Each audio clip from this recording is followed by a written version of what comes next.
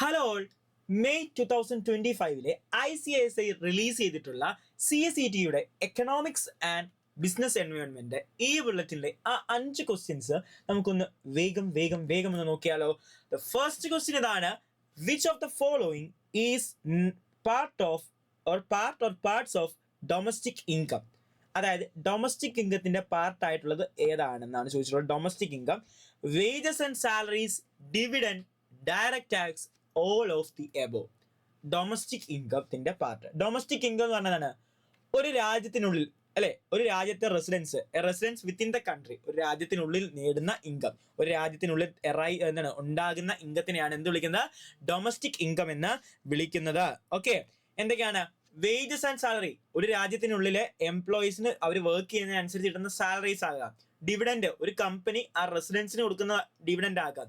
Direct tax ആണ് ഒരു രാജ്യത്തിനുള്ളിൽ പേ ചെയ്യുന്ന ടാക്സ് ആകാം, ഡയറക്ട്ലി പേ ചെയ്യുന്ന ടാക്സ് ആകാം. ഇതെല്ലാം എന്താണ്? ഡൊമസ്റ്റിക് ഇൻകത്തിന്റെ എക്സാമ്പിൾസ് ആണ്. വേജസ് ആൻഡ് സാലറീസും ഡിവിഡൻഡും ഡയറക്റ്റ് ടാക്സും എല്ലാം എന്താണ്? ഒരു ഡൊമസ്റ്റിക് ഇൻകത്തിന്റെ എക്സാമ്പിൾസ് ആണ്. അതുകൊണ്ട് ആൻസർ എന്താണ്? ഓൾ ഓഫ് ദി എബോ ആണ്. ഓക്കെ, അടുത്ത ക്വസ്റ്റ്യനിലേക്ക് പോകാം. Which sector in the economy is the largest contributor to the gross national product? Okay, നമ്മുടെ എക്കണോമിയിലെ ഏത് സെക്ടറാണ് ഗ്രോസ് നാഷണൽ പ്രൊഡക്റ്റ് GNPയിലേക്ക് ഏറ്റവും കൂടുതൽ കോൺട്രിബ്യൂട്ട് ചെയ്യുന്നത്? Tertiary sector, public sector, primary sector, secondary sector. ഇതിൽ ഏത് സെക്ടറാണ് ഏറ്റവും കൂടുതൽ GNPയിലേക്ക് എന്ത് ചെയ്യുന്നത്? കോൺട്രിബ്യൂട്ട് ചെയ്യുന്നത്? ഇന്ത്യയെ പോലെ ഒരു രാജ്യത്താണെങ്കിൽ, ലൈക്ക് ഇന്ത്യ, ഏറ്റവും കൂടുതൽ കോൺട്രിബ്യൂട്ട് ചെയ്യുന്ന രാജ്യം ഏതാണ്? ഏത് സെക്ടറാണ്? ടേർഷറി സെക്ടറാണ് ഏറ്റവും കൂടുതൽ കോൺട്രിബ്യൂട്ട് ചെയ്യുന്നത്, അല്ലേ? കാരണം അഗ്രികൾച്ചർ, അതായത് പ്രൈമറി സെക്ടേഴ്സ്, പിന്നെ കൺസ്ട്രക്ഷൻ, ഇൻഫ്രാസ്ട്രക്ചർ ഒക്കെ വരുന്ന സെക്കൻഡറി സെക്ടറിനൊക്കെ നോക്കിക്കഴിഞ്ഞാൽ ഏറ്റവും കൂടുതൽ ആളുകൾ വർക്ക് ചെയ്യുന്ന എവിടെയാണ്? ടെർഷറി സെക്ടറാണ്. ഓക്കെ, ടെർഷറി സെക്ടറാണ്. അപ്പോൾ ഏറ്റവും കൂടുതൽ കോൺട്രിബ്യൂട്ട് ചെയ്യുന്നതാണ് GNPയിലേക്ക്? ടെർഷറി സെക്ടറാണ്. ഏറ്റവും കൂടുതൽ ആക്ടിവിറ്റീസ് നടക്കുന്നത് ടെർഷറി സെക്ടറിലായതുകൊണ്ട് ടെർഷറി സെക്ടറിലാണ് ഏറ്റവും കൂടുതൽ GNP വരുന്നത്. GNP ഏറ്റവും കൂടുതൽ കോൺട്രിബ്യൂട്ട് ചെയ്യുന്നത് ടെർഷറി സെക്ടറാണ്. ഓക്കെ, അടുത്ത ക്വസ്റ്റ്യൻ ആണ്: the union budget of India is also known as annual monetary policy statement, annual economic plan, annual financial plan, annual growth plan. Union budget of ഇന്ത്യയെ എന്താണ് അറിയപ്പെടുന്നത്? യൂണിയൻ ബഡ്ജറ്റ് ഓഫ് ഇന്ത്യ അല്ലെങ്കിൽ union budget of India എന്ന് പറഞ്ഞാൽ എന്താ? നമ്മുടെ ഒരു നമ്മുടെ ഇന്ത്യയിൽ ഒരു ഫിനാൻഷ്യൽ ഇയറിൽ, ഒരു ഫിസിക്കൽ ഇയറിൽ, ഒരു ഫിസിക്കൽ ഇയറിൽ ഗവൺമെന്റ് എക്സ്പെക്ട് ചെയ്യുന്ന റവന്യൂസ് ആൻഡ് എക്സ്പെൻഡിച്ചറിന്റെ ഒരു എസ്റ്റിമേറ്റ് ആണ്, അല്ലെ? ഒരു ഫിസിക്കൽ ഇയറിൽ നമ്മുടെ രാജ്യത്ത് ഉണ്ടാകാൻ പോകുന്ന എക്സ്പെൻഡിച്ചേഴ്സിനും നമ്മുടെ രാജ്യത്ത് ഉണ്ടാകാൻ പോകുന്ന റവന്യൂസിന്റെയും ഒരു എസ്റ്റിമേറ്റഡ് സ്റ്റേറ്റ്മെന്റ് ആണ് എന്ത്? യൂണിയൻ ബഡ്ജറ്റ് ഓഫ് ഇന്ത്യ എന്ന് പറയുന്നത്.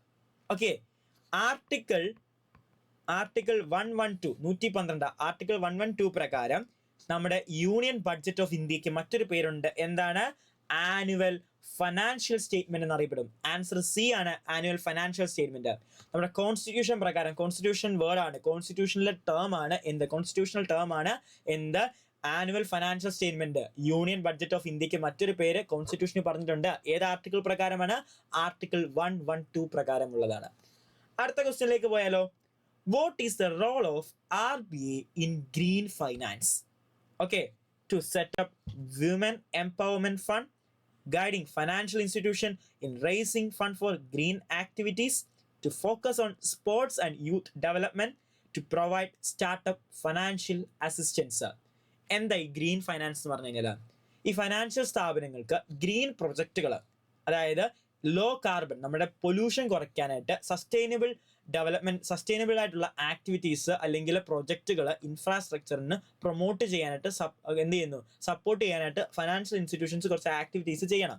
നമ്മുടെ പരിസ്ഥിതിക്ക് മലിനീകരണമൊന്നും ഉണ്ടാകാതെ കാർബണിന്റെ പ്രൊഡക്ഷൻ കുറയ്ക്കാനായിട്ട് സുസ്ഥിര വികസനം, സസ്റ്റൈനബിൾ ഡെവലപ്മെന്റിന് വേണ്ടി ഫൈനാൻഷ്യൽ ഇൻസ്റ്റിറ്റ്യൂഷൻസ് കുറച്ച് ആക്ടിവിറ്റീസ് ചെയ്യേണ്ടതായിട്ടുണ്ട്. ഇതിനെ സപ്പോർട്ട് ചെയ്യാനായിട്ട് RBI എന്ത് ചെയ്യുന്നുണ്ട്? കുറച്ച് ഗൈഡ് ലൈൻസ് കൊടുക്കുന്നുണ്ട്. അപ്പൊ എന്താണ് ഗ്രീൻ ഫൈനാൻസിൽ RBI എന്താണ്? Guiding financial institution raising fund for green activities. Green ആക്ടിവിറ്റീസിന് അതിനുവേണ്ടി ഫണ്ട് റേസ് ചെയ്യാനായിട്ട് RBI എന്ത് ചെയ്യുന്നു? ഫൈനാൻഷ്യൽ ഇൻസ്റ്റിറ്റ്യൂഷൻസിനെ ഗൈഡ് ചെയ്യുന്നു. അടുത്ത 15ാമത്തെ ക്വസ്റ്റ്യൻ എന്താണ്? Investors, customers, competitors, suppliers forms which force of the business environment? Business എൻവയോൺമെന്റിൽ കുറെ ടൈപ്പ് ഓഫ് ഫോഴ്സുകളുണ്ട്. അതിൽ ഇൻവെസ്റ്റേഴ്സ്, കസ്റ്റമേഴ്സ്, കോമ്പറ്റീറ്റേഴ്സ്, സപ്ലയേഴ്സ് ഏത് ഫോഴ്സിലാണ് വരുന്നത്? ഗ്രൂപ്പ് ഫോഴ്സസ് ആണോ, എക്കണോമിക് ഫോഴ്സസ് ആണോ, സ്പെസിഫിക് ഫോഴ്സസ് ആണോ, ജനറൽ ഫോഴ്സസ് ആണോ എന്നാണ് ചോദിക്കുന്നത്. ഏതാണ്? ഓപ്ഷൻ സി സ്പെസിഫിക് ഫോഴ്സസ് ആണ് അതിൻ്റെ ആൻസർ. Specific forces. ഓക്കെ, ഇൻവെസ്റ്റേഴ്സും കസ്റ്റമേഴ്സും കോമ്പറ്റീറ്റേഴ്സും സപ്ലൈസ് ഒക്കെ എന്താണ്? സ്പെസിഫിക് ഫോഴ്സസ് ആണ്. ഓക്കെ, അതായത് അവർ എക്കണോമിക് ഫോഴ്സ് പറയുമ്പോൾ വരുന്ന ഏതൊക്കെയാണ്? പൊളിറ്റിക്കൽ ഫാക്ടേഴ്സ്, എൻവയോൺമെന്റൽ ഫാക്ടേഴ്സ്, ഇങ്ങനെയൊക്കെയുള്ള കാര്യങ്ങളാണ്. സ്പെസിഫിക് ഫോഴ്സസ് എന്താണ്? ഒരു ബിസിനസ്സിനെ ഡയറക്ട്ലി ഇൻഫ്ലുവൻസ് ചെയ്യുന്ന, ഓരോ സെപ്പറേറ്റ് ബിസിനസ്സിനെ ഡയറക്ട്ലി ഇൻഫ്ലുവൻസ് ചെയ്യുന്നവരാണ്. ഇപ്പം എനിക്കൊരു ബിസിനസ് ഉണ്ടെങ്കിൽ എൻ്റെ ബിസിനസ്സിന്റെ കസ്റ്റമേഴ്സ് മാത്രമേ എന്നെ ഡയറക്ട്ലി ഇൻഫ്ലുവൻസ് ചെയ്തിട്ടുണ്ടായിരിക്കും. ഓക്കെ, അതുകൊണ്ട് സ്പെസിഫിക് ഇൻവെസ്റ്റേഴ്സും കസ്റ്റമേഴ്സും കോമ്പറ്റീറ്റേഴ്സും സപ്ലൈസ് ഒക്കെ സ്പെസിഫിക് ഫോഴ്സസ് ആണ്. ഓക്കെ, അപ്പോൾ നമ്മുടെ ഇത്രയും ചാപ്റ്റേഴ്സിൽ നിന്നുള്ള ക്വസ്റ്റ്യൻസ് ആണ് എക്കണോമിക്സും ബിസിനസ് എൻവയോൺമെന്റിൽ നിന്നുള്ളത്. വളരെ ഈസി ആണ്, നിങ്ങൾക്ക് ക്വസ്റ്റ്യൻസ് ആണ് ചോദിച്ചത്. ഈ ഒരു മോഡലൊക്കെ ആയിരിക്കും വരുന്നത്. അപ്പം ടെക്സ്റ്റ് ഒക്കെ നന്നായിട്ട് വായിക്കണം, നന്നായിട്ട് ഫോളോ അപ്പ് ചെയ്യണം, എങ്കിൽ മാത്രമേ ഈ MCQs നിങ്ങൾക്ക് ആൻസർ ചെയ്യാൻ പറ്റത്തുള്ളൂ.